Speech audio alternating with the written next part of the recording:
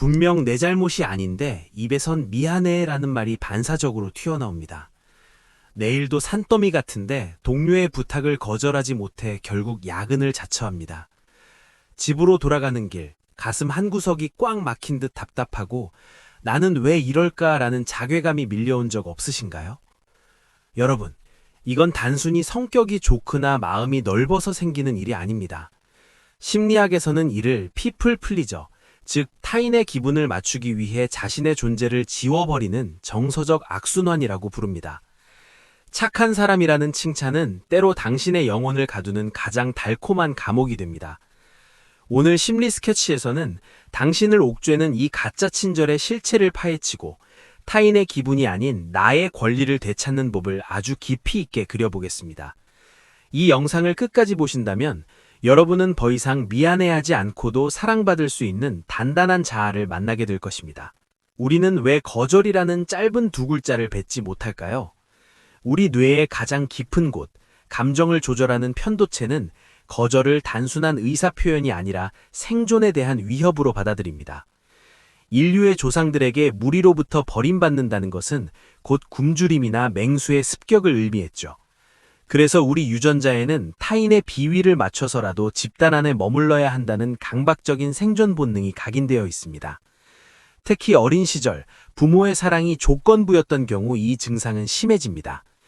말을 잘 들어야 착한 아이지, 네가 그러면 엄마가 슬퍼 라는 말을 듣고 자란 아이는 타인의 실망을 곧 자신의 소멸로 받아들이게 됩니다.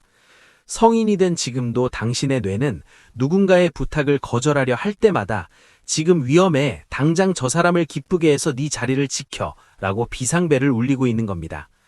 당신은 우유부단한 것이 아니라 단지 너무 오랫동안 생존을 위해 자신을 죽여온 것뿐입니다. 하지만 여기 비극적인 역설이 존재합니다. 당신이 모두에게 예스를 외칠수록 역설적으로 당신의 가치는 시장 바닥의 공짜 전단지처럼 추락합니다. 심리학에는 한계 효용 체감의 법칙이 있습니다. 처음 베푼 호의는 감동을 주지만 반복되는 호의는 상대방에게 당연한 권리가 됩니다.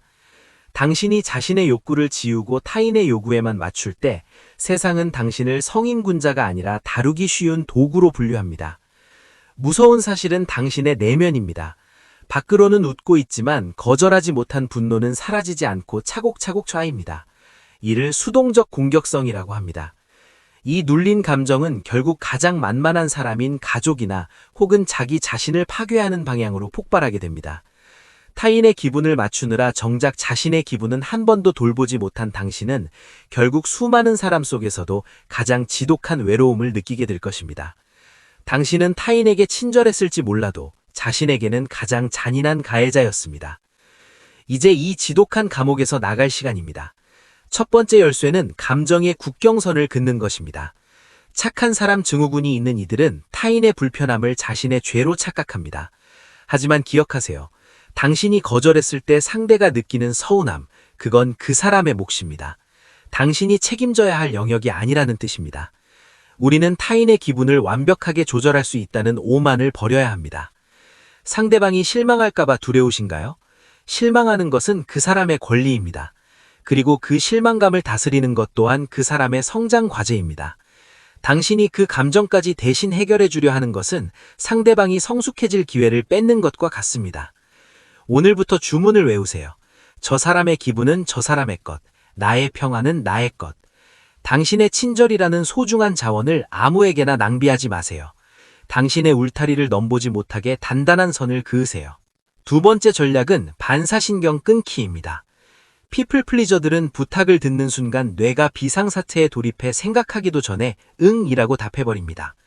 이걸 막기 위해 반드시 시간이라는 방어막을 사용해야 합니다. 어떤 부탁이든 즉답하지 마세요. 확인해보고 말씀드릴게요. 생각할 시간이 조금 필요합니다. 라고 말하고 자리를 피하세요. 단 5분만 시간을 벌어도 당신의 이성은 불안을 잠재우고 올바른 판단을 내릴 수 있습니다. 거절할 때는 구구절절한 변명을 늘어놓지 마세요. 변명이 길어질수록 상대방은 당신을 설득할 틈을 발견합니다. 거절의 공식은 간단합니다. 공감, 거절, 대안 제시입니다. 예를 들어 급하게 도와줄 사람이 필요하시군요. 공감.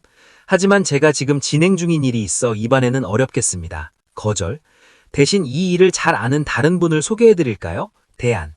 만약 대안이 없다면 거절까지만 해도 충분합니다. 거절은 당신이 나쁜 사람이라는 증거가 아니라 당신의 에너지가 한정되어 있다는 솔직한 고백입니다. 마지막 단계는 거절 근육을 단련하는 것입니다. 헬스장에서 무거운 역기를 들기 위해 낮은 무게부터 시작하듯 거절도 아주 사소한 것부터 시작해야 합니다. 식당에서 반찬을 리필하지 않겠다고 말하기, 길거리 전단지를 정중히 거절하기, 메뉴를 고를 때 아무거나 대신 난 매운 게 싫어 라고 말하기.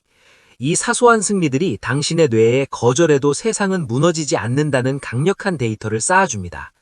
여러분, 진정한 자유란 무엇일까요?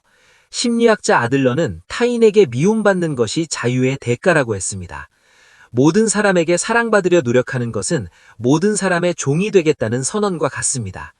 당신이 정중하게 거절했는데도 화를 내거나 떠나가는 사람이 있다면 그 사람은 애초에 당신을 존중하지 않았던 사람입니다. 그런 이들을 걸러내는 필터가 바로 거절입니다. 거절을 통해 비로소 당신 곁에는 당신의 선을 존중하는 진짜 사람들만 남게 될 것입니다. 착한 사람이라는 무거운 외투를 이제는 벗어던지세요. 당신은 누군가를 기쁘게 하기 위해 태어난 존재가 아닙니다. 당신은 오직 자신으로 살아가기 위해 이 세상에 왔습니다. 오늘 당신이 용기 내어 뱉어낸 아니오는 타인을 향한 거절이 아니라 당신 자신을 향한 가장 뜨거운 예스가 될 것입니다. 자신의 욕구에 솔직해지는 것은 이기적인 것이 아닙니다. 내가 나를 먼저 사랑하고 존중할 때 비로소 타인에게도 건강하고 진실한 사랑을 줄 수 있습니다. 오늘 여러분의 인생 스케치북에는 어떤 선을 긋고 싶으신가요? 여러분의 용기 있는 첫 번째 거절을 심리 스케치가 진심으로 응원합니다. 오늘 영상이 마음의 감옥을 나서는 작은 빛이 되었다면 구독과 좋아요로 함께 해주세요. 여러분의 마음을 그리는 시간 심리 스케치였습니다. 감사합니다.